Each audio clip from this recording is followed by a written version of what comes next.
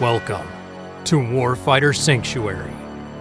Here, we talk with local veteran business owners, their military journey, civilian life, their business, and the services they offer. I am the soldier's lost voice. Come on! Lock it in and listen up. Here's your host, Andre Rivera. Is this what they want?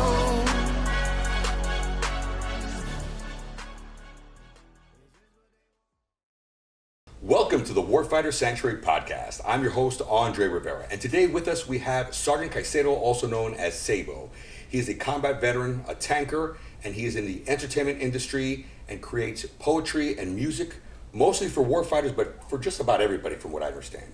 Sergeant, thank you so much for joining us. Tell us a little bit about what you do these days. Appreciate you, Andre, for having me on your podcast. I am the founder of NSA Entertainment, which is a music record label. I wear many hats, and to include outreach, being an outreach coordinator, family man, practitioner of life, practitioner of jiu-jitsu. The list goes on and on, but I do appreciate you for having me on your podcast and being able to share my story. Thank you, sir.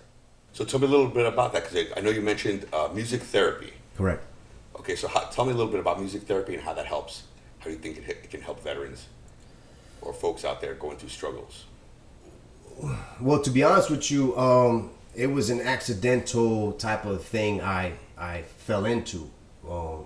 I initiated it back 2004 when I was first deployed to Iraq, and it was just a thing that we used to do just to get by on deployment in between missions. You know, some veterans, they were gym buffs or gym rats. Some veterans just stayed in their shoes, and then there were other veterans that basically would record, would do music, and that eventually grew legs, and it attracted other veterans to kind of pass the time in between combat missions, and eventually we found ourselves making this work into an actual profession after the first deployment.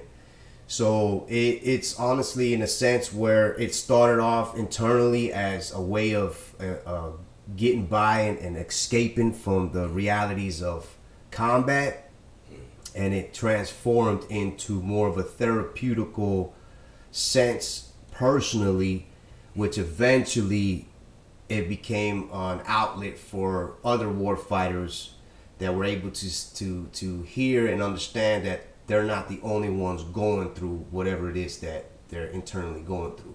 So that's how it kind of became music therapy in general. Okay, so yeah, I'm trying to understand this. So, in essence, you know, when you're going through all this in combat, yeah. You know, you're going through these missions and you come back every day. People don't understand that. Like, there's that stress. Right. You know, I know what it is to leave the gate. Once you leave the gate, things are different than when you're on base. You know, there's a switch, and when that switch goes on, you know, everything's really serious, and you don't really talk about it. Right. You get back to base, you're like, oh man, I was stressed. Yeah. Oh man, that really hurt. You know, I was worried. I thought they were going to kill us. No one has those conversations. We just suck it up because you want to look like a little punk, and you want to look brave and feel brave because these guys are looking at you. You know, Right. You know, and it's not like I felt like people were judging me, but I just felt like, hey, people are watching, and I gotta. And especially as a team leader, exactly. you gotta lead by example. But what I'm getting at is, so there's no way to know what you're going through. Mm-hmm. So what I think is, with the music or the poetry, you're able to express that in a way. You're putting it out on blast, and then those that it resonates with, they can come. Those that they're like, oh, I don't like that. All right, well then it's not for you. Facts. But then the people that they're like, hey man, that. Because you're basically putting it on blast. Hey, this is the tribe I'm in. You want to join me? Come join me. Right. You know, and I think that's why I think it's very powerful, because then, you know, people going through a dark time, we don't know how to express ourselves. So putting it down on paper. Yeah. No, those are facts. I mean, kind of just jump back and forth now. You know, being so far or so long out of the service. You know, some guys, some vets, warfighters. Their form of therapy is going to the range still, you know, going to the range and just letting rounds down range, and I always try to symbolize that within myself. Like, okay, well, that's my form of therapy is the same going down range, but instead of obviously letting down ammo rounds, it's verbally. You know what I'm saying? It's verbally putting it on a song format and just getting it out there. And like you said, if it resonates, it resonates. You know what I mean? I do music for myself, but at the same time, it's for others as well. You know what I mean? And eventually I got coined the Soldier's Lost Voice, and it kind of grew from there, the fan base. And you know, it's hip hop, it's rap. It's not a good taste for a lot of people. But when I get feedback and I hear, listen, I don't even like hip hop. I'm a country listener, or I prefer rock. But when I listen to your lyrics and the conviction that you put in your songs, It hit home. It hits home, and that's what gets me all the time. Especially when I'm trying to get out of the game, when I'm trying to call it quits on the music. It's messages like that constantly that motivates me. And I tell all my fans and supporters, all the time, it's like, look, you guys motivate me as much as I motivate you. You know, just that constant communication. You know how whatever verse or whatever song was able to get them through the day, that motivates me to continue doing what I'm doing, to continue to get myself through the day and get myself through all these ups and downs. You know, so it's crazy. It's a crazy experience and blessing that I don't take for granted. You know, No, that's a strong message, because that's got to be feel good. You know, you got your thoughts, you know, your experiences. You're putting them down for nobody else but yourself. You know, in the beginning, and then it touches someone. Someone's like, man, I felt that exact same way. You know, when I was running through Fallujah, when I was running through Najaf, when I was going out the gate. You know, it's tough. And there's and you know, it's interesting, especially when we talk about music, because you know, back in the day, like punk rock, it was like anti-establishment, anti-government, all, you know, against everything. And then now I feel like the most punk rock thing you could do is talk about the war, you know what I mean, and talk about what we're going through. Yeah. And no one does it. Like not many folks do it. And that brings me to when I first met you. Yeah. I met you and I was like, you know, and I just met you and I was like, you know, SABO, right? Is that your name? Yeah. And I was like, you know what you should do? What you should do, because don't you love when you meet someone like that? Yeah. Tell me what I should do. I hate my past self. But anyway, I was like, you should write about your experiences in Iraq. And, you know, because there's other veterans that are going through that. Because, you know, of course, with my whole veteran suicide. And you're like, where you been? What are you talking about? That's what I do. That's what I do, man. That's exactly what I've been doing this for a very long time. I mean, if you think about it, we just hit 2024. I've been doing this, I would say professionally, since 04 after, well, I would say 05 after the first deployment, you know, touring and doing shows, and eventually, you know, coordinating my own events and putting together fundraisers for other nonprofits and other businesses, local businesses, and helping them raise money and helping get their message across. You know, it's been challenging, you know what I mean, because in a sense, if it's a passion that one does, you ultimately are the one-man army type of thing. You know, the promotions, the marketing, the A&R, the coordinating, the fundraising, the relaying the message for graphic designers. Just put all that together, and now you know what I'm talking about, right? Yeah, now I do. Well, getting and at the same time, it being your other self. You know, whether you're a father or you're a husband or you're an employee from another establishment. You know, all that plays into. Or you going to school full time. It's tough, man. It's a tough journey, but again, I don't take it for granted, man. I don't take it for granted. Like you said in the intro, I was a tanker, you know. So we were out on mission, and then depending if it was a day mission, a route clearance mission, or sitting at a position just overwatching overnight, you know, you're sitting inside of a tank for a long period of time. And so I would utilize that time wisely, and I'll have my little notebook and I have my little dome light on, and I'll just be in there, you know, writing whatever came to mind, and then waiting, because at the time, whether I was a driver or a loader in the tank, I was just waiting on instructions, basically. Whatever the tank commander or my gunner would tell me, I just operate off of what they tell me. Eventually, when I became the gunner of the tank, then I had my own responsibilities, and I had to actually look through, look for the enemy in a sense. So that was a little more challenging when it was time to write. But it got me through a lot. I was able to kind of just, stay on task, stay mission orientated, but at the same time was able to jot down experiences. And when the opportunity presented itself, I was able to record it and put it in song format. And that kind of, from 02 when I enlisted into the Army to 07 when I got out the service, I found myself relocating to West Palm Beach, Florida. And originally from where? Originally from everywhere. But I was basically raised in Miami, down in Miami, Florida. And but my stepdad was in the service as well, so I'm a military brat. So we traveled all over the states, to include Puerto Rico.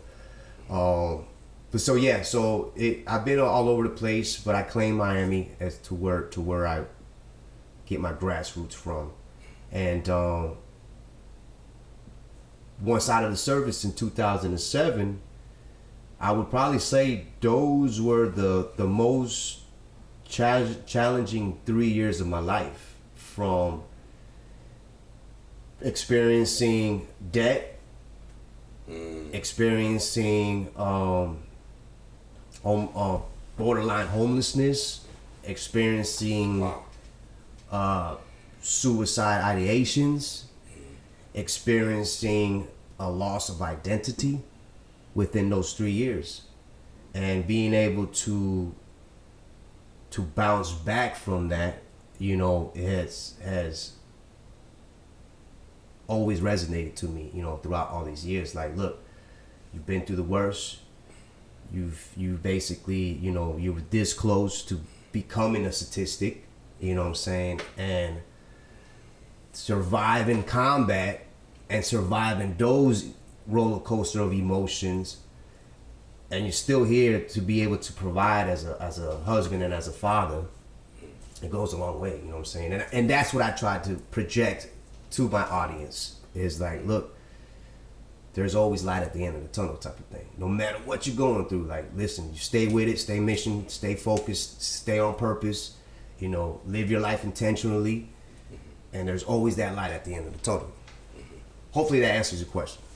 Yes, it does. But what do you think attributed that challenge? Because you said that was a challenge. The most challenging time was those 3 years when you got back from Iraq, but you weren't specific as to like why. Was it because you got back from theater? Was it emotions you were bringing back? Was it not having financial stability? Maybe not being able to find a job after the military? Yep. Yeah, so tell me, like, because you were clear on what you were feeling, but what made you feel that way? Like, why did you go through that? So, to be perfectly frank with you, it was a mixture. It was a mixture of all that. It was a mixture of not being able to comprehend that I'm out of the service while my guys are still overseas. Did I make the right decision of getting out while my guys are still on deployment? Combine that with the mixture of not knowing what's happening in the next 4 hours, 8 hours. In the military, you kind of have an idea what's, 05 wake up. You got PT, you got formation, you got morning briefings, you got lunch, and then boom, closeout formation. So all that indoctrination, or whatever you could say, that discipline is out the window. So you have all these mixed emotions to basically like you stated, unable to financial situation, unable to find a job. Nobody was hiring back in 2007. You had the PTSD stigma. You had as soon as they found out, you on my resume, you deployed twice. You literally just got back from Iraq. Well, we'll call you. It's like, okay, well, they never called. So bills continue to pile up. Now you got financial burden. Now you're getting everything that you worked up to while you was in the service. Now it's getting taken away from you. Vehicles getting repoed. Your investments, as far as like a timeshare, all that's getting not bankrupt but repoed in a sense. So everything that you worked for, that you basically went to combat for, survived all that, and then you're at home and you're basically getting stripped little by little. And then of course the loss of identity. Who am I? What am I doing? Am I even a man? And I can't even find a job to provide for my family. My wife's working 2 jobs. She's slaving out there. Like what am I doing wrong? Should I go this way? Should I go that way? Should I resort back to the old me? Should I just, go back to living a life of crime in a sense? All these ideas and all these random thoughts are being just thrown at yourself subconsciously. It becomes a mental and physical breakdown. To eventually, I was able to land a job. Thank God, I was able to kind of slowly crawl my way out of depression and get back on my feet. And get back on my feet. Well, what helped you? What made you finally make that pivot? Therapy. Continuation of therapy. Other than my own therapy, which I had, I was blessed to have when, writing my thoughts on paper and stuff like that. I was able to find outlets when I began doing the music, actually recording the music. I was able to find myself in situations where I was in with other nonprofits and other veterans within the community, eventually finding myself at the VA, and eventually finding myself going through individual therapy and then marriage counseling. And then, because, my kids, they're seeing daddy come home from basically Bakuba, Iraq to West Palm Beach, Florida. So mentally, I was still kind of out there. So I had to somehow get back into, okay, well, I'm in West Palm Beach no more. I'm not a route senators freaking, looking for IEDs and things of that nature, or clearing buildings. So I had to transform into, I was no longer a soldier. I am a father now, and I have to dial it down, and I had to be more patient and things like that. So all that therapy came into play. Yeah. And I'm trying to think what else, man. It was just. That's important. I mean, you're hitting. That's really important. It was a lot. I mean, it was mainly the job. Mm-hmm. Was that number one? Would you say? I would say. Out of all the things, is that number one? I would say financially. And that's financial responsibility. That's why we're sitting here, brother. That's why we're sitting here. Because that's a common story amongst us. And it's not like and that's the other thing. Like in this podcast, I want the truth. I want what's out there. I'm not trying to create a narrative. The overall truth of what is going on in our demographic of the combat veterans here in South Florida. Not, hey, I'm only inviting people that went through the struggle. Right. You did, and that's great. Because your story resonates with mine. It parallels almost completely. We had different MOSs, different missions, but basically it parallels mine as well. I think a lot of us do, especially in the 03-04 time frame, when the war was somewhat of a novelty yet still. It was a new thing. Like you went to Iraq, and then after a couple of years, like everybody was in Iraq. Yeah. But in the beginning, it was like, wow. And when we got back, there was a lot of those systems in place. I remember, man, we didn't even have a lessons learned or a back brief. It was ridiculous for me. They sent the deployment right after ours, even though they told us the war was over. Mm-hmm. But all of these are common themes. And I think the biggest one is the financial stability. Yeah. I think that's the main one. It's not the only one, by no means. There's other things. There was like, for example, you said being over there in Iraq and then coming over here the next day, you're in West Palm Beach. Yeah. Well, for me, I remember literally West Palm Beach, and I came back and I'm here pumping gas on Belvedere. There's a dude behind me. Yeah. Man, I'm like, within 24 hours ago, we were downrange. Yeah. Now I'm over here and this guy's standing behind me. And I look back, I go, what's wrong with me, man? I was just like looking back, like I might have hurted this guy. Right. Like I might do something to this guy. Why is he standing so close to me? He wasn't. He was just a regular guy. Yeah. But there was no transition. There was no week-long program. Nothing, man. Nothing. To build up to go to war, 6 months. 6 month build up, right? Mm-hmm. 6 month work up. Yeah. And then when you get back, work down, it's like nothing. Here's a pamphlet. Actually, literally, we got a pamphlet with what's it called? Multiple questions. Yeah. With the little bubbles. Yeah. And it was like, did you ever see anyone get killed? Right. Did you see friendlies get killed? Did you see enemies get killed? You know, it was silly questions like that. They're like, oh, you're good. Yeah. Later, you know, that's how it was. So I think that transition is really important. I'm glad you got that therapy that you needed. I'm glad there was those things in place. What do you think could be improved? What do you think could be out there? I don't know where we at, but this was actually part of my capstone. Graduating with my master's degree was the transitions of military to civilian life and where it failed and how it can be improved upon. And I don't know where we're at now, but everything that you just mentioned was the transitional phase of you're geared up 6 months to go into combat on deployment, gunnery, this, that, and the third, training, you know, CQB, boom, boom, boom. Okay, so now we need to, if the individual or big army, I'm just sticking to army, I'm not saying military, if big army knows that this specific soldier is not re-enlisting and is getting out, then we need to have a 6 month to a year system in place to go ahead and transition them out, you know. And I don't know where we at now with everything, but as far as jobs, okay, you're moving, let's say you're in Fort Hood, you're getting your PCS, and your last duty station will be, you're going back home to, I don't know, freaking Phoenix, Arizona. Well, let's contact Phoenix, Arizona. Let's get you situated in businesses or a line of jobs out there, so by the time you land, you're set. You just got to clock in, present yourself, clock in, boom, there's your job. Okay, well, maybe you want to go to school. Well, let's contact the universities or the community colleges around that area.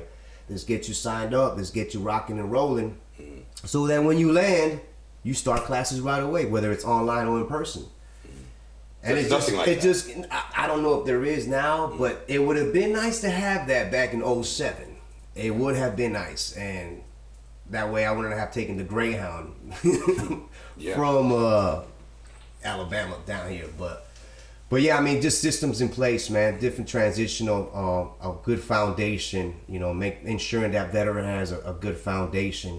Because I forgot that, but that was a major key element to my survival after the service, was the strength of my wife being able to deal with 2 deployments, 2 kids, and my psychotic freaking episodes and stuff of that nature, where it's like, okay, let's get through this together. You know what I mean? So having a foundation is extremely important for when you say foundation, that's family.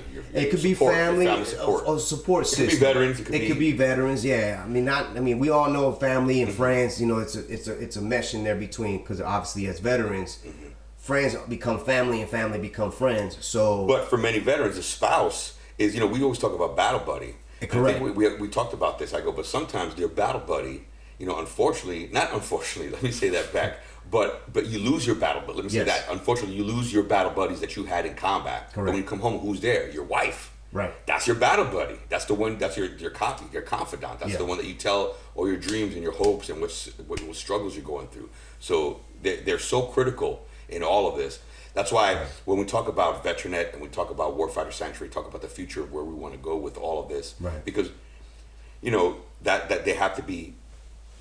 There's got to, the spouse is integral to all of that. Yeah, I believe. I would say so. I would say as a single man, but I've seen just my experiences seeing from my brothers. You know, like their spouse is pinnacle in their life and in the challenges.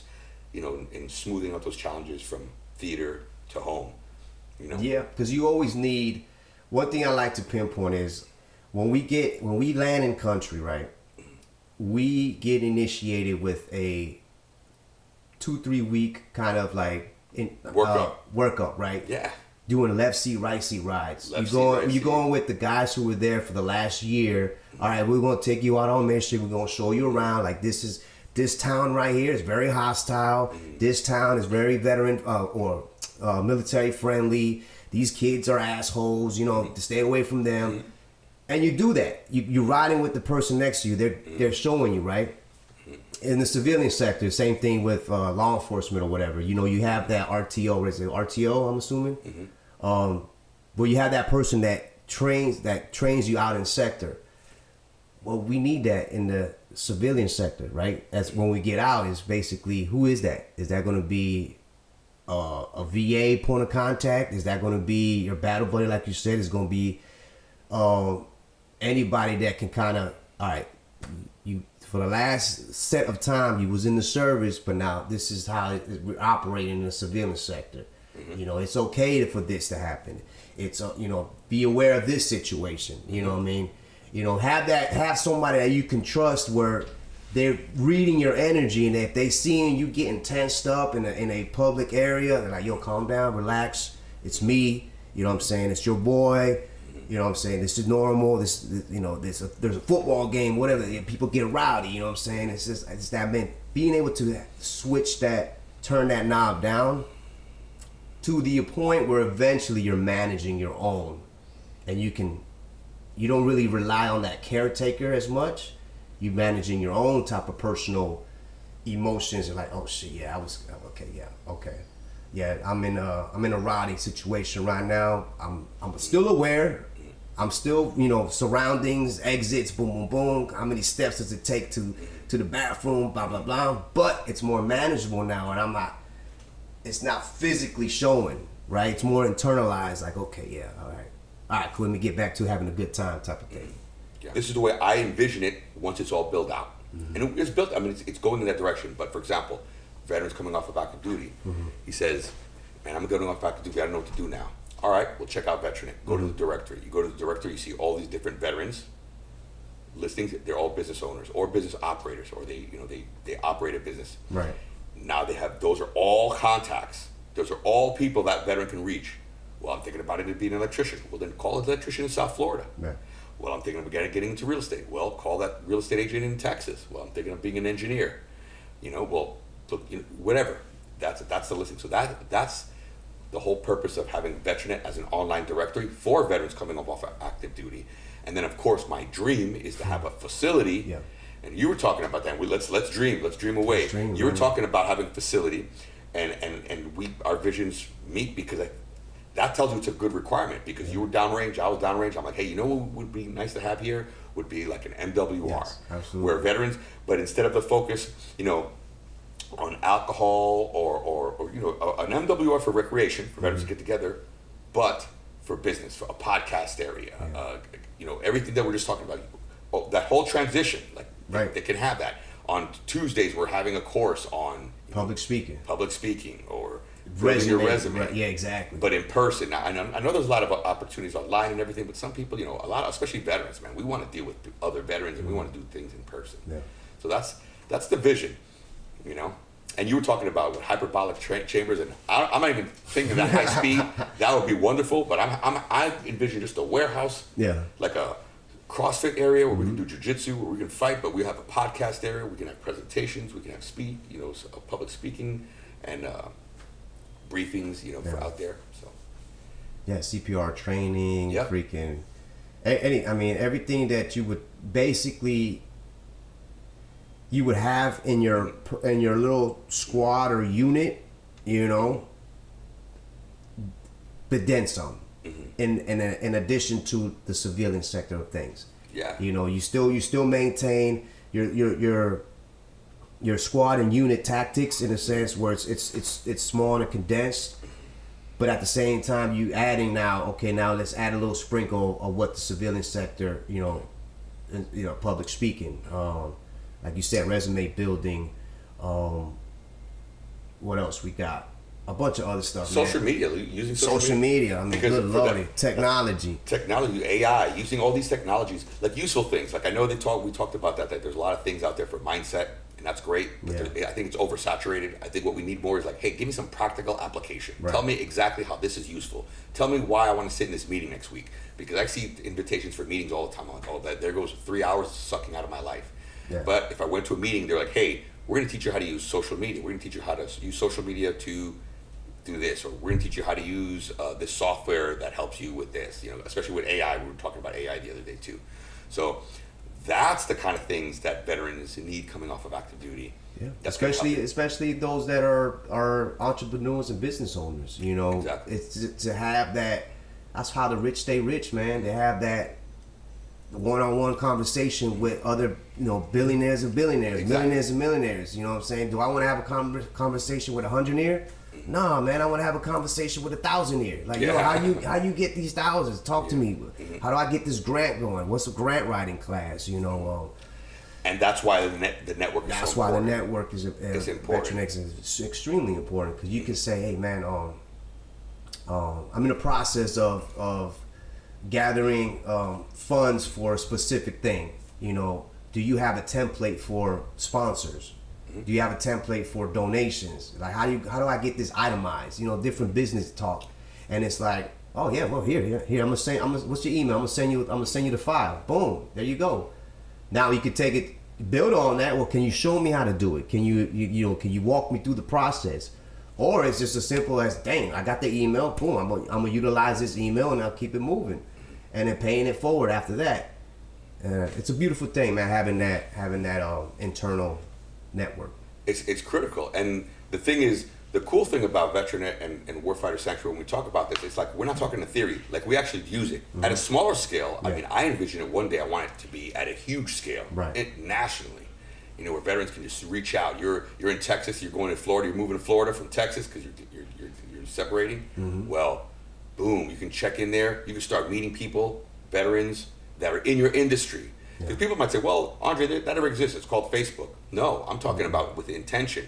Because now we're meeting not just to hang out and be friends and that we're veterans, but also with a purpose for financial stability. We're all seeking to empower our community and empower ourselves and get and level up. Yep. And we talk about hitting the ground running. It's kind of hard to hit the ground running when you're leaving active duty, you're leaving all your friends, you're leaving all your benefits, you're leaving all the medical, everything that you had, and the stability and the routine that you're used to, and then you hit the ground trying to run. Yeah. And you're like, man, I'm hitting the ground crawling. Yeah. It's like, I'm in a new town. I don't know anybody. I'm a veteran, but no one cares. Well, what if you ran into other veterans? They care that you're a veteran. Yeah. They're probably the only people that really, really care, except for the handful of few patriots. Right. But veterans are going to care that you're a veteran, that you're trying to come into our community. Like, if some veteran was moving into South Florida, like, hey, I need help or I need advice. Of course, man. Yeah. And I think most veterans think that way. The problem is, where do you find those guys? And that's what we're trying to build here with VeteranNet, with Warfighter Sanctuary. We're trying to build it. And that's the purpose of the podcast. Is because now people that resonate with you might reach out to you. Yeah. People that I get calls and emails all the time. Especially with our generation. You know what I mean? We're in a like weird generation, because we're not the older veterans, where they're not technologically sound, and then we're not the younger veterans where it's like, okay, we're like almost in the middle somewhere to be able to utilize all that. Man, you're killing me when you said, because that's how I feel. I feel like I'm almost smart enough to understand this application. Exactly. And when he says to copy, paste, and then bring this in here, because they got us coding nowadays, man. Like, especially for websites and stuff. Like, you got to copy, paste, and put this. I'm like, man. And I've killed websites, my own websites, several times. Veteran has been down a few weeks, several times, because of me trying to mess with it. Right. And those are things I just don't. Yeah, but we're not weird generation. It's weird, man. Because internet was new to us. So there's people that never had. Not having internet. Right. They never know of not having internet. They don't understand that concept. Yeah. We know of not being able to check an email in our adult life. In my adult life, I didn't check emails. Until later on. I mean, I'm a little older than you two now. I'm looking at you. But the reason why I say that is because our generation, we're shakers and movers, right? We don't have time to in a sense, not wait for the establishment. You know what I'm saying? Like the VFWs or the American Legions or anything of that. we're like we're trying to figure it out. You know, whether we're a business owner or an entrepreneur or just a practitioner, is like we got to figure this out. We don't have time to get the information 6 months from now. For a while, I felt good being the facilitator. You know what I mean? It's somebody reaching out to me and say, hey, this, that, and the third. Oh, I got the person for you. You know what I mean? I was like, in a sense, the plug. I got the person for you. Holla at this person. Yeah. It became unsatisfying when that you supply that information and that intel to that specific person, and they run off with it. Right? They don't stop and pay it forward. They just disappear with that information, and it's like, dang. Ooh, let's talk about. Oh, you just see now you're talking about an interesting subject. Let's talk about that. Okay, fine. Let's do it. Yeah. Did I just open up a can of worms? You did. You did because that's the part that's hard, because there's the givers and takers. Yes. And then there's people that are in the middle. Yeah. But to me there's three. There's the givers and the takers, and then there's somewhere in the middle. And then the takers will take, and you don't hear nothing.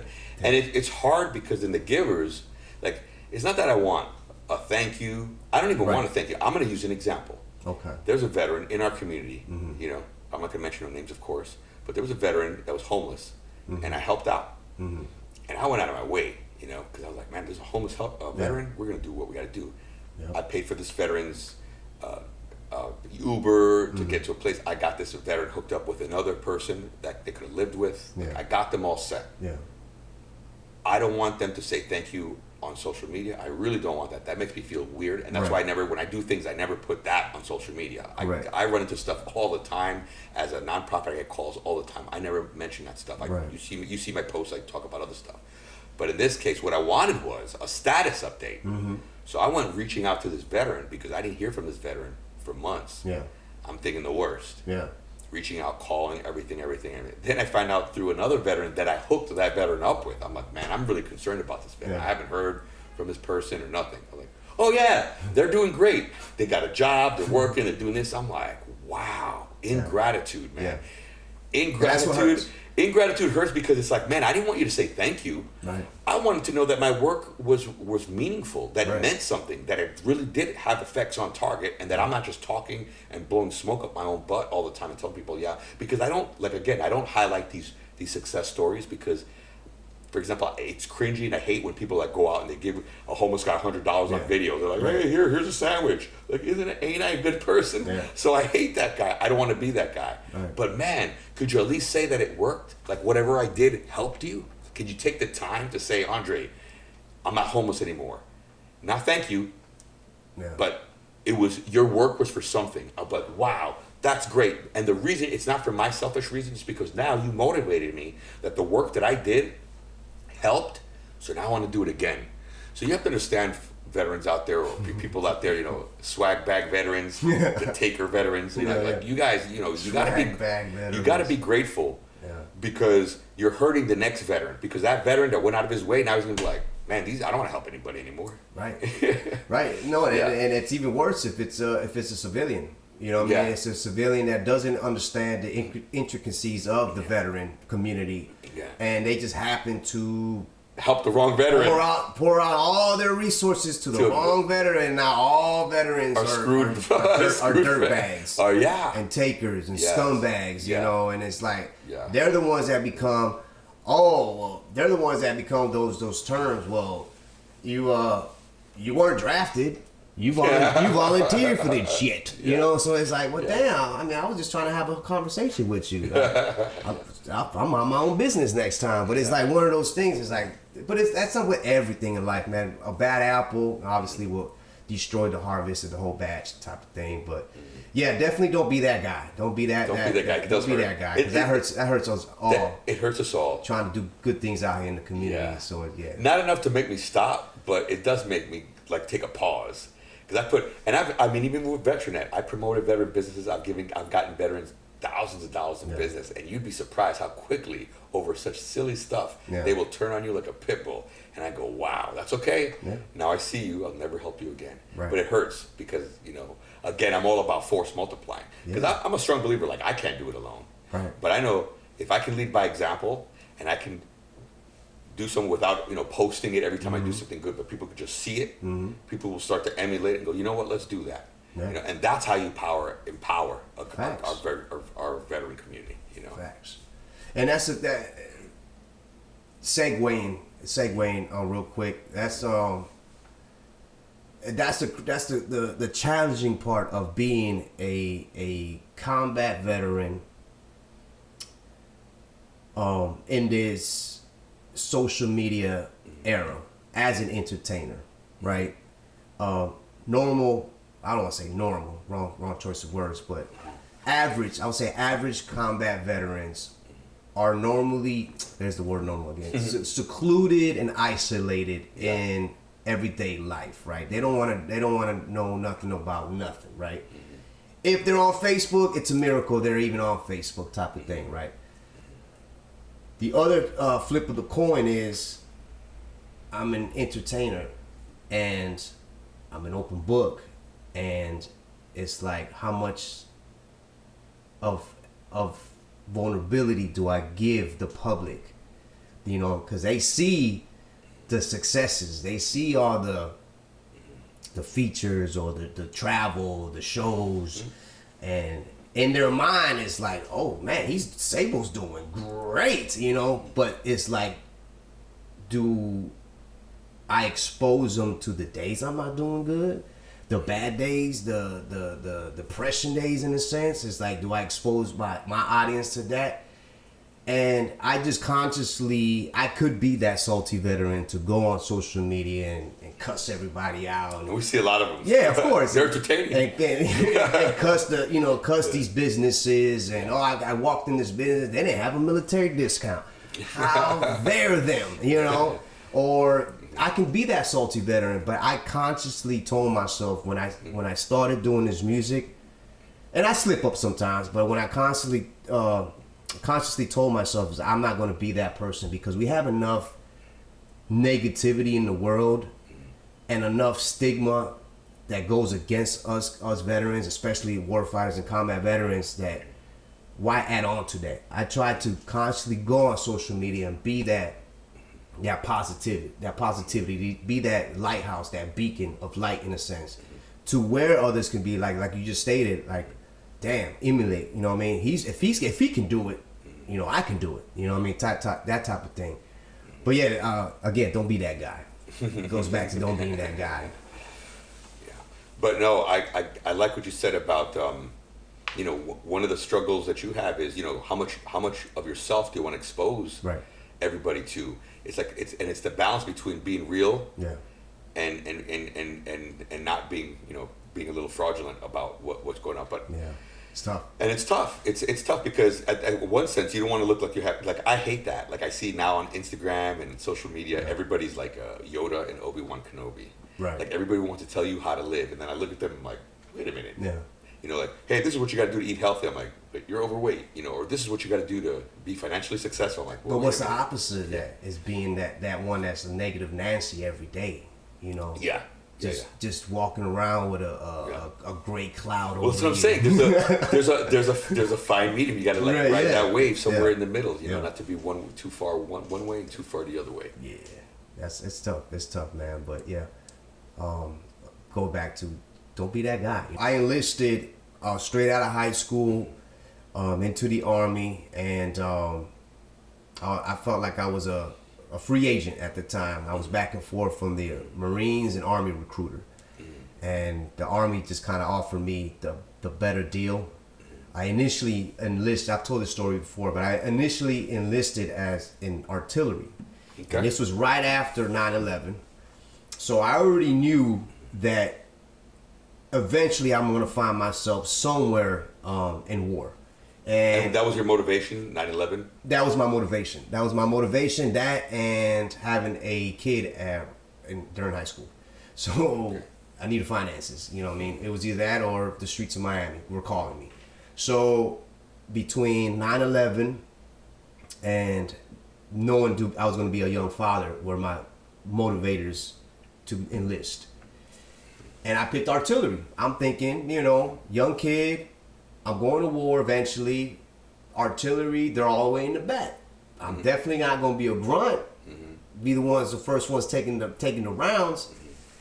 And I signed up for artillery. I went back to the holding area and I sat there and I was like, nah, I can't. I don't want to be in the back.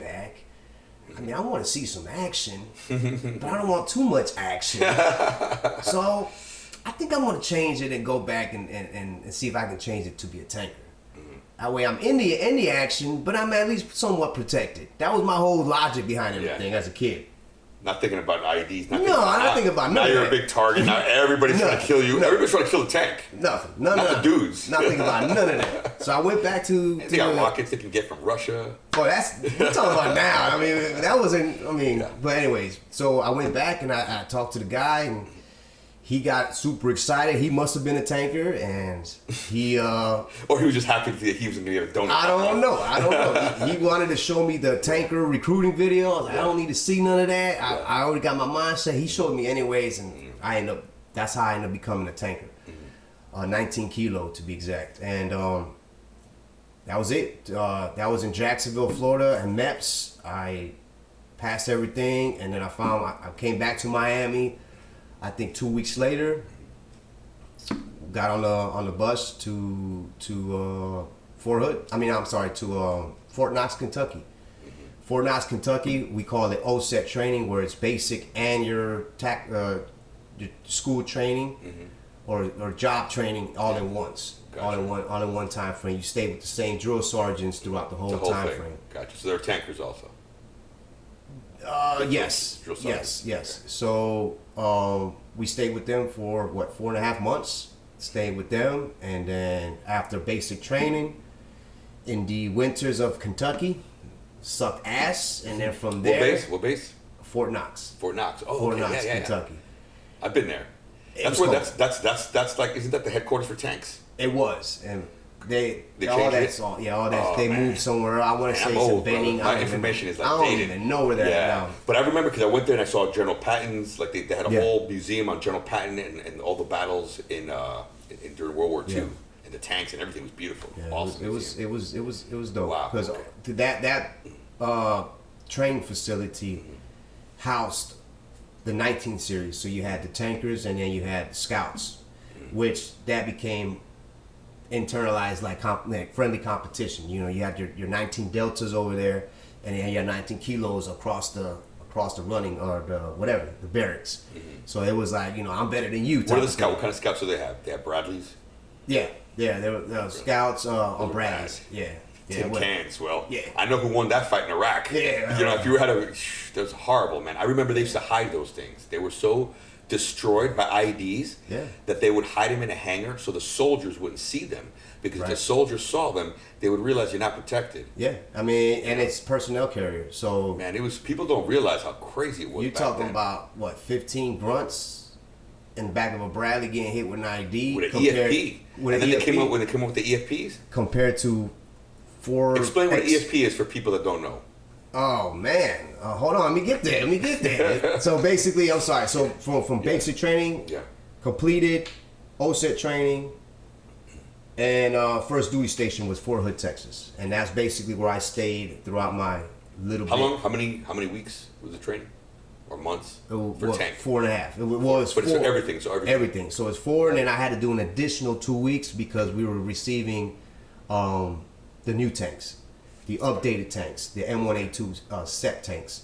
What's the difference between those? What do those do? Just more technology embedded in the vehicle. But like satellites, imagery, all that imagery, designated targets, the tank commanders, thermals, all that was being introduced to the big army, and so I just happened to be.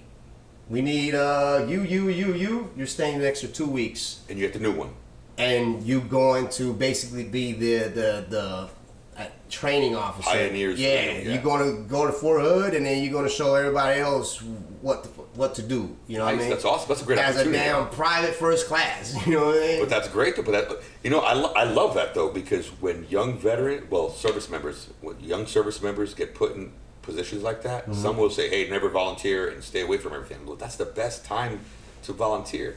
Yeah. It puts a young veteran. Well, I was voluntold. Well, you're a voluntold, but it also kind of puts you like in a lead. At least you get that leadership because you're training people above your rank. Yes. You know, you're training people above your rank, and they can't say anything because it's here. Don't confuse your authority with my. Well, in their minds, they wanted at least out of 4 in the tank, they wanted at least one person in that tank to know the new systems. Whether you were a private first class or mosquito wings. Yeah. They just wanted one person to kind of understand the capabilities of the new system. Yeah. And I just happened to be volunteered, and all right, cool. Yeah. So I stayed additional 2 weeks, and then shipped out to Fort Hood. And I stayed there the whole time during gunnery, prepping for eventually finding out we were going to Iraq after 4-5D. And so that kind of was my trajectory within the military. And how does that work? So when you go through your 4-month training, you learn every job on that tank? Yes, you initially start off as a driver. Okay. To learn how to maneuver the vehicle. And how hard is that? Is it like a helicopter? Is it like a stick shift? Is it just to drive it? 'Cause I have no idea what those controls. I imagine they look like this. Like a tractor, like a forklift. I have no idea, brother. I have no idea if they're. It's more a motorcycle. It's more like a motorcycle. Handlebars. So you got it's more situated at like handlebars. You got your gas, your slow down, and then you got your brake pedals, and then you have your gear system where it's like reverse, neutral, and then pivot. You pivot the track. So you learn to maneuver the vehicle. You learn to listen to the machine, basically. Listen to the track. Listen to every little kinks and things. If you're pivoting the wrong direction, you learn to listen to the track, that the track doesn't pop off the tank. And now that can happen? That can happen. So you learn, how does that happen? The track slips off of the gears, off the roll wheels. That's a bad day. Yeah, so you learn to. It's not like changing a tire.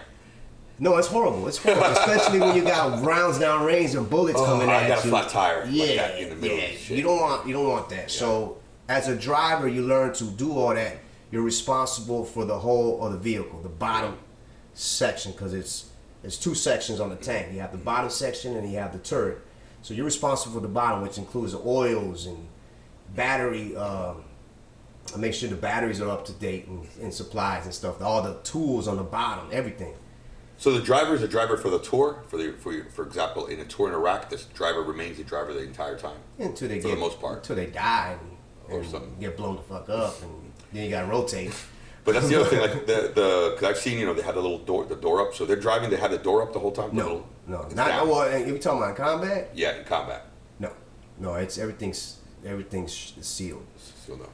The door. I mean, in basic training, yeah, you have that's how we have fun, is driving with the door open. Yeah, because I see that. Because we go into the muds, on purpose, so the drivers can get used to getting splashed, possibly drowning tech, things of that nature. But in reality, you have everything buttoned up, and then you're looking through these little periscopes. But that's the driver, and then you learn the loader capabilities, responsibilities of the loader. Taking accountability of the ammo, the rounds of the tank, the maintenance of. How many rounds fit in the tank? Oh man, this is all classified information. Sir. Oh really? Okay. I would say I don't even know.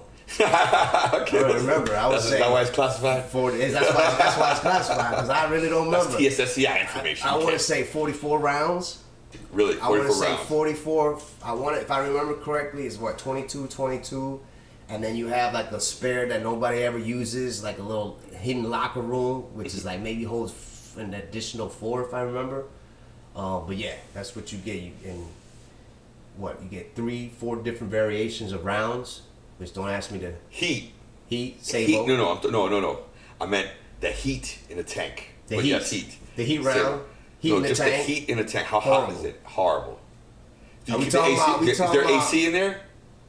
No AC, brother. I don't know, man. We do have AC. Are you making fun of me because I'm asking you questions? We do have AC. I'll tell you about AC-130 gunships. We do have AC. But it's for the electronics. The AC. Great, I love it. The AC, the green weenie. Not for the personnel. It's for the electronics. So the electronics don't overheat they got AC and shut down. Yeah. What you got a PS5? No, I have an Xbox. Does it overheat? No, PS5, mine's overheats and it sends me a message. There you PS5 go. is overheating. It needs to be shut down soon. That was our tank. Buy Xbox.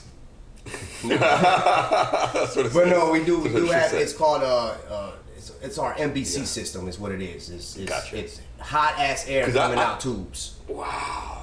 And Well, we how do you take ride that. like that in Iraq, man? Because I was in the Humvee and it was hot. Yeah.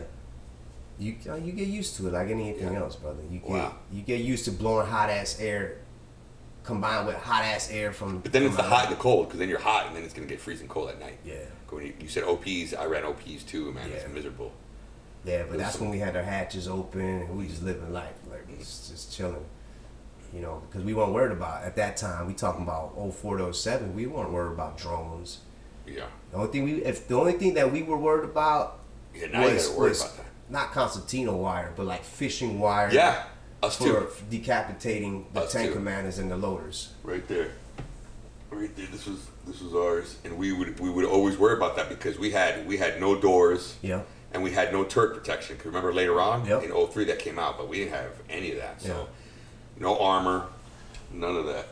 It Yeah, was a so- dangerous time. It was best job I ever had, other than the maintenance behind everything, man. That was the worst. Oh, So the it was- maintenance got to be terrible. That was the worst. Was maintaining that beast. You know, it was.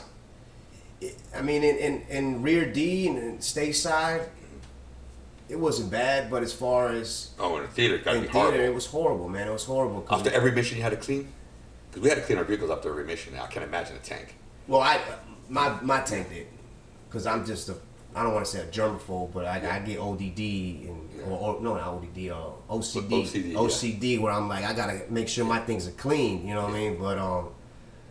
But not a lot of tanks. I mean, that's why I hated having to go in other people's tanks, because some things were disgusting, man. You Yeah. had piss bottles and spit bottles Piss bottles. and all kinds of bottles. It's Remember like, piss bottles? ugh. I had a roommate, he'd have like 8 piss bottles, man. Bro, I was the one that had a. And there'd be things Don't make fun floating of in me. there'd be Listen, things no, floating in there. don't make fun of me. But I was the one that had I don't even know if I should be saying this on camera. I was the one that had a little dustpan and a little broom.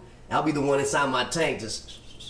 No, that's good. That's good. Hey that man, way. did you shake your boots off? Cause you Yeah. about to get in my tank, bruh. Yeah, So, absolutely. so I just always maintain. And you met Saul Michael. He Yeah. tell you, man. He'll Yeah. vouch. I always maintain a cleansed environment in my tank. It's like we in the shittiest.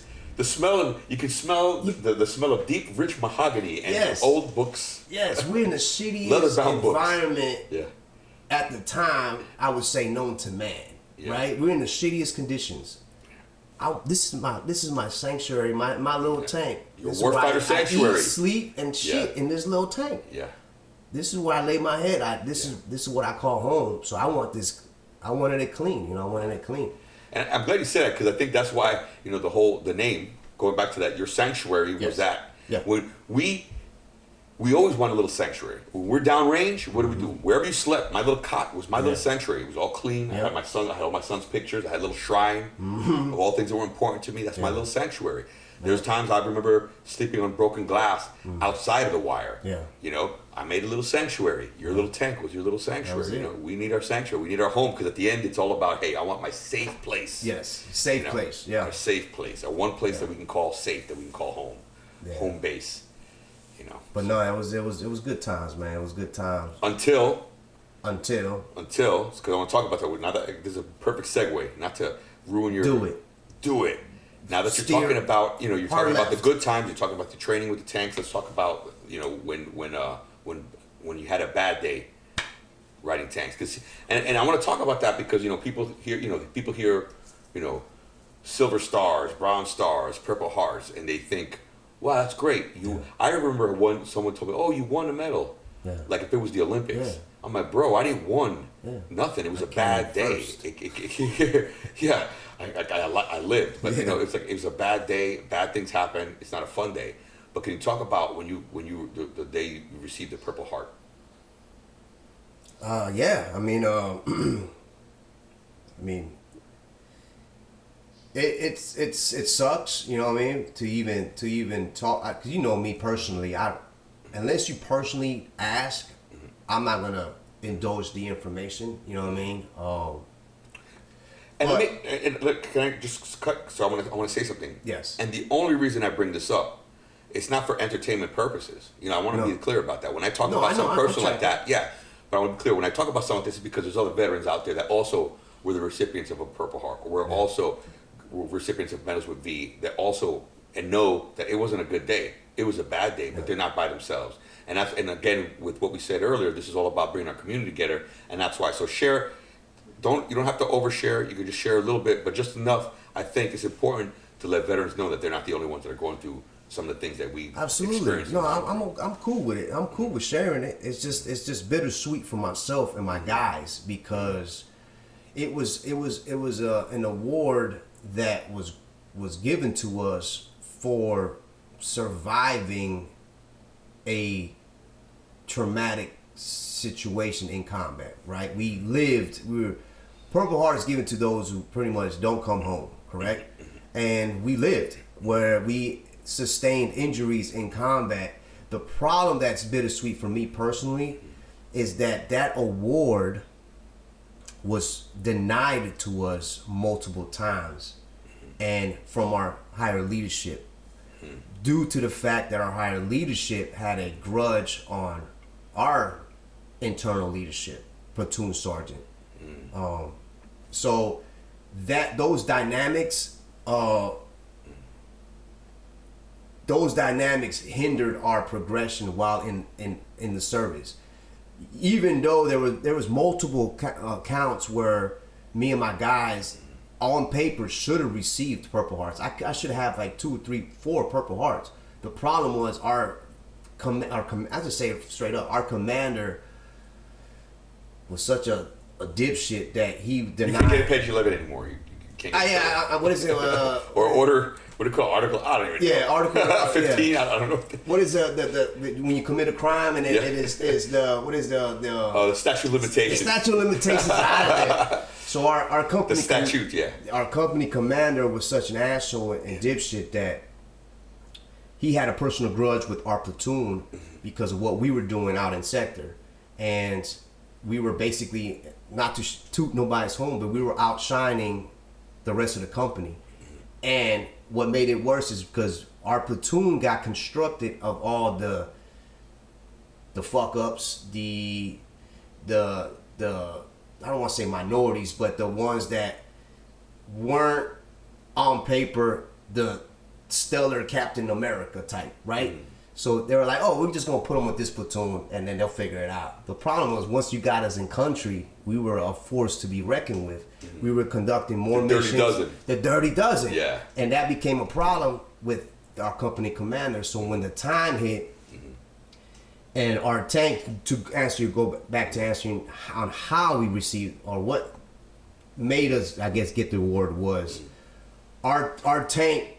We got called out on QRF to go look for a high value target with the assistance of I want to say Blackhawks or Apaches, and we were looking for a high value target, IED guy, a trigger man, that were targeting on incoming on convoys. I literally just got off a mission, and my kid's godfather knocked on my shoe. It's like, Sabo, I need you to load for me, because we were running off with 3-man crews, because everybody was getting injured or sent home in a body bag from IEDs and EFPs. So it's like, I was like, come on, bro. I just got off mission. I'm good. I'm good. Find somebody else. Come on, Sergeant. I need you. And then it became more of a negotiation. Well, I mean, can I gun? Can I be your gunner? He's like, well, I can't kick my gunner out. So I was like, well, I don't want to load. I want to gun. So it became one of those. It became one of those back and forths. And eventually, of course, he didn't kick his own gunner out of his own seat. That's a big thing. So I was like, all right, I'll go with you. It's my kid's godfather. I like busting his balls. So whenever we go on mission, and we start heading towards the hostile targeted area. And I can remember to this day vividly. He's the tank commander, which is on my right side. I'm the loader. I'm on the left side of the tank. You got the gunner inside, and then you have the driver driving. And we're both standing up on top of the tank. You know what I'm saying? name tag defilade, enjoying the breeze of Iraq. And I before entering the town, I grabbed him and I whisper in his CVC. I was like, hey, before we go into this town, we literally just came around from this area, got off mission. Before we come in, I need you to get down in the tank. You know what I'm saying? Because we have reports that there's been IEDs in this area. He's like, yeah, roger that, boom, boom, boom. Well, he's caught up with the radio transmissions from battalion and we're the lead tank, so we're transmitting to our rear tank, which is the lieutenant's tank. Right before entering, I get down. I know what's about to happen. Just before you get into town. Just before you get into town. Right before we enter. You're getting reports of IEDs. Yes, right before we literally, it's like going into passing somebody's gated community. Like there's a little dirt that you go into the town. I was like, I have a feeling, right? So I already kind of had this place is always been known for. Mm-hmm. What town was this? I have no idea. I can't remember for the life of me. Mm-hmm. But I get down in my Lotus hatch, and I look up, and he's still standing up. I'm like, what the fuck? So I grab him, and I yank his cargo pant, whatever, his pant leg. He looks down, and I pull him down, and then boom, that's when the explosion hits. Wow. All of a sudden, I mean, I don't know how the time frame, to me it felt like, I don't know, 15 seconds. It felt like that, but I don't know how long it was between the sound of it and waking up to asphalt and everything falling on top, and then kind of shaking it off like I just got rocks shaking it off. And I look at the tank commander. He's all on the commander screen, all like in bed, like you know what I'm saying, knocked out. Yo, wake up, type of thing. You good? And then once everybody comes to, is radio check. Everybody, hey, driver, you up? Gunner, you up? Everybody's up, and then I hear the driver. Oh, what's going on? My back. He starts complaining about his back. The gunner, I'm looking at him. They say, you good? Because we don't have internal comms. Our comms are done, so we're yelling in the tank. Is everybody good? Everybody good? Are you gunner? You up? And he was like, I'm good. It's like something on his leg or something. His leg is hurting. I was like, all right, well, good. So we waited. I was like, for a secondary explosion. Nothing came. I'm trying to fix the radios. Sergeant Mahuda, just call his name out. Sergeant Mahuda comes to. He starts figuring out the radio. He pops up, does a quick scan because our turret wasn't working. Oh man! It was just if it was a secondary attack, we'd have been done. Yeah. The rear tank was the lieutenant, so I finally popped my head out, and I'm trying to get hand and arm signals, like our comms is down, we're trying to fix it. Finally, I'm hearing, we get it working, the battery starts, everything starts coming on, radio check, boom, we got comms. And lieutenant was like, oh, we requested medevac. I was out, requesting medevac, we got 4 possible, I don't know what, I forgot the casualty report. We're all basically hurt type of shit. The lieutenant was like, negative, I need you guys at Charlie Mike, continue mission, and that's basically what happened. So now we're pissed. You know what I mean? Now we're pissed that we're hurt, and we have to basically continue mission and complete the objective. So we told the driver, drive on, let's go, let's figure this out. Does the tank even move? We don't know we didn't jump down to, so the tank starts moving. All right, it sounds good. Everything sounds good. Let's keep going. With the help of the choppers, we got to a location, and then now we have to dismount. As a tanker now, there's 4 of us in the tank. My tank commander, he was a grunt in his past life. He always likes to be on the ground, so he's like, I'm a dismount. And I normally is like, I'm not dismounting, I'm a tanker for a reason, I'm not getting on the ground. But at this point in time, it's like, the driver ain't getting out, the gunner's not getting out, so it's like, shit, I'm obligated, especially when my kid's godfather's getting out, so let's do this. So we jumped down, 2 of the other guys on the other tank jumped down, and now we're a little 4-man crew of tankers, clearing buildings, believe this. So we're clearing. We got comms. The helicopters are telling us one thing. We clear the wrong building. They're like, no, it's the building across the street. Love it. So we're like, okay. Green weenie. Glad you checked in. Yeah. We missed you. so we're moving. Now we're going upstairs, and then it starts. The adrenaline starts to fade, right? And it's like, damn, my back is killing me. My this is killing me. Like, yo, what's going on? Like, all the concussion stuff starts. You know, the dizziness, and like it starts hitting you fast. You're like, oh, what's going on? Luckily, finally the choppers are like, no, it's the building across the street. Oh shit. Okay, so we literally bound in Overwatch, go across the street. We clear the building, we separate, which I made a music video of this exact scene. We separate the women and the kids and the men type of thing. With women, obviously stay with the kids. And I found myself in the kitchen, taking my helmet off, my gear off, and drinking chai with the young ladies. By that time, I was done. I was literally done. I was like, I can't. That was one of the moments was I can't do this no more. I am done. Because I guess from the concussion blast and everything, just the dizziness, like it just wasn't ready. Like getting hit with like a flashbang, it just wasn't, everything was distorted. And I was just done. I just literally, my area of responsibility was from this point, from this rangefinder to this rangefinder. That was the kitchen. I was like, lady, get in there, start drinking some chai. And this whole area, all I hear is rumble and people searching, and they, you know, the CID came out finally.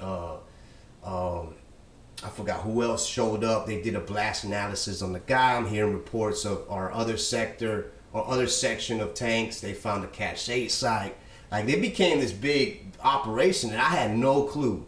I was just like, just give me my tea, you know what I'm saying? And then afterwards, I drank my tea. Everybody did their thing. We wrapped up. Dude came up positive on blast analysis, and then we got escorted into back to the FOB. And then as soon as our tank entered inside the base, we got met up by our other section of tanks. They took us to the H station, and then they started analyzing us, and then that's when we all came up positive for concussion blast. I got a shot in the ass of cortisone, and I felt like He-Man afterwards. And the bittersweet portion of it is that incident alone, out of many, we were, by textbook Army doctrine, we were supposed to get the Purple Heart. We were on mission. We received enemy fire, in a sense. We were under enemy fire by a blast of a blast with a lieutenant being present to witness it. And we still got the awards were presented, but the company commander denied it, right? So then it's like, but then I got sent home, and I wasn't there to fight for it. So it wasn't until 2 years after being out of the service, after fighting stateside as a civilian, is when I got granted my Purple Heart. And with that, I was able to get my crew their Purple Heart. The problem was my two soldiers, the driver and the gunner, they didn't follow up on it, so they didn't receive theirs. But me and the tank commander were able to fight and receive ours. But it took an act of Congress to get that. But you shouldn't have to, man. That's horrible. I know, but that's why it's bittersweet. Because that was the second deployment. By that time, I've been blown up several times. Can you imagine? I'm just thinking of like this. See, people, you're trying to compare it to the civilian world. Like, can you imagine that was a private investigator for 6 years. Can you imagine the workers' comp? Exactly. You know, like, hey, I was driving in my Chevy. Yeah. I received a blast, and they're like, well, we got to look into this. We got to check the context of what happened. Right. It's like, bro, I'm gonna give you the context of what happened. Right. It's absurd. We shouldn't have to fight for it, and that's bad. You know, that you have to go and just get what you're supposed to get anyway, and then try to get it for your guys also. Yeah, and then you know the rumor was, and I left the whole part about going to go see the Purple Heart advocates at the VA. How I got turned away by them because these guys were damn near hitting 100 years old, so they didn't understand what was going on in Iraq and between the EFPs and the IEDs. Let's talk about that. Let's talk real quick. You mentioned about how people don't understand that, because we had that conversation on New Year's. Remember? Yeah, we did. It was basically people just. I mean, they don't get it. I mean, you didn't get a bullet, you didn't get shot. Yeah, I didn't basically the argument is this: you didn't get a bullet, you didn't get shot. So why are you getting a Purple Heart? Correct. That was actually literally the question on New Year's, and I was like, wow, let's break. She was polite, so we were able to break her down shotgun style nicely. But I was like, get out of here. Yeah. It's a new form of combat. Yeah, and the problem was not new, but these guys are supposed to be the gatekeepers, right? The gatekeepers for helping veterans get their paperwork together to receive certain benefits.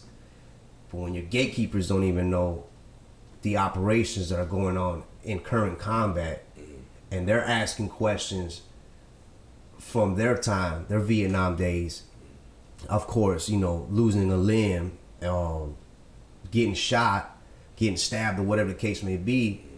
The problem is in our generation, we were concussion based injuries, so they didn't understand that. So they're looking at me, and I'm giving them paperwork and documents stating I've been diagnosed with TBI and such and all this and all that.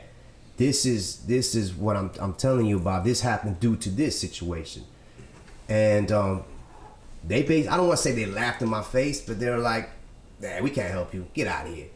So that was a and that hurts, man, because those are our heroes. Like when veterans, and that hurts me. Like when Vietnam veterans or World War II veterans treat us a certain way, it's like, man, you guys were my heroes, and this is who you are. Come on, man.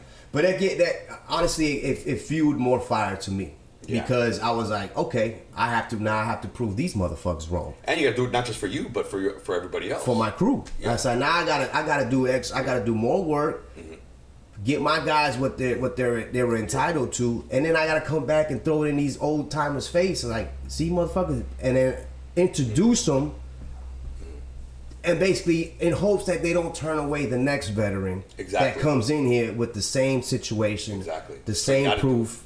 The same issues. Don't turn. And then that's basically what happened. I went back in there after I got awarded, after I had the Purple Heart on hand, the certificate. Said, "Look, I got it. You remember me?" They're like, "Yeah, I remember you." It's like, "Here's the award. You assholes. Don't do." And I kind of blew up a little bit there. But it's all right. I mean, it was all in good nature. I was like, "Please do me a favor. Do not turn the next veteran away that comes in here, because you guys don't have the knowledge of what's going on out there at this current moment." And this was back in 2007. Yeah. So that was part of that transition phase of the original question we had earlier in the segment. But it was. But that's why it's important. It's bittersweet. But that's why it's also important to have that network, because imagine you going through that back in 07, but then you having a network of other veterans like a veteranette, and you can be like, "Hey, has anybody gone through this?" You know what I mean? Like, "Hey, yeah, we have, and this is the guidance we can give you." Right. Wow. And it's incredible, because in the future they're going to come up with new ways to kill people. Yeah. And we're going to say, "Oh, we're going to deny you. You got electrocuted to death. Yeah. That doesn't count. We sent nanobots inside your system and they deactivated your internal organs. Yeah. That doesn't count. No, no benefit, and no Purple Heart for you." Yeah, it's crazy, man. But I mean, I don't know. It's the struggles ones go through to be able, like you said, to relay and hopefully help the next generation of veterans getting out, and hopefully they don't have to deal with that nonsense. And I hope also with technology and like our discussions and others, more people will be more open to talk about, more veterans specifically, will be more open to talk about their experiences, because I think that's part of the problem too. Like, we all bottle up, we all isolate, no one shares. I'm not saying to share it to the world. I guess in this case, in this medium, we are. But I mean, within our community, within our veteran community, we should have like a closed, so no one from outside can get into these conversations or discussions. But we should have that connection, because that we create. It's not the VA creates. Because I don't want to go to. In other words, I don't want to go to a group meeting that the VA is holding. But I wouldn't mind something that we create for veterans, Purple Heart recipients, or people that have seen, whatever, just to have that, especially for the guys transitioning. Yeah. Not so much for the guys that already learn to deal with it. Like we're good.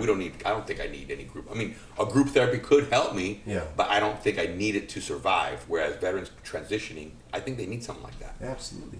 Absolutely. But you'd be surprised the intricacy that parts of your position. You know what I mean? You might not need it as the one receiving it, but you might need it as the one dishing it out. You know what I'm saying? Like it's like almost like train the trainer type of thing. Yeah, okay. So it becomes a form of therapy. You helping and releasing that by not training, but talking to other veterans that actually need it for survival. You know, it becomes a give and take type of thing, and then you come out like, oh man, I feel good that I was able to help this young vet or this Vietnam vet that's been living the same loop for the last 45 years. You know what I mean? He can actually do something with it, or with a little bit of time that he has left type of thing. That becomes a form of therapy in itself. You know Absolutely, what I mean? 100%. Incredibly so. Yep. For those interested in continuing to follow my journey and what we do within NSA Entertainment, which is my company, music label, record label, please go to www.nsa-entertainment.com. Videos, music, merch, shirts, all kinds of stuff there. And just continue to follow what we do in the community as far as outreach and things of that nature. And as far as the closing statement, man, just continue to be a practitioner of life, man. Just take the goods and the bads and mold them into what works for you, and continue mission. Continue to drive on and be that example for other veterans or other just humans, you know what I mean, to push forward. What's good, everybody? It's your boy SABO here at Warfighter Sanctuary Podcast, sponsored by VeteranNet. I'm here in attendance, honored to be here. Salute to everybody. We out. It's good. All right, there you go. That wraps up another episode of Warfighter Sanctuary. Thank you for listening. For more information on VeteranNet and the businesses featured in this podcast, be sure to check out our website at vetranet.com. That's www.Victor Echo Tango, Romeo Echo, November Echo Tango.com. Become a Patreon subscriber and get VIP access to the Blue Falcon Show, where we continue the interview with their unfiltered thoughts on a range of topics. Some serious, some trivial, always entertaining. Like and follow our Facebook page to join the community at facebook.com/groups/vetranet. Intro music provided by Army veteran SABO of NSA Entertainment. Post-show music provided by Marine veteran Justin Martin of JLM Entertainment. Voiceover provided by Marine veteran Mark Denstead of voicedbymark.com. Until next time, remember, hiring a veteran is thanking a veteran. Thank you for your support.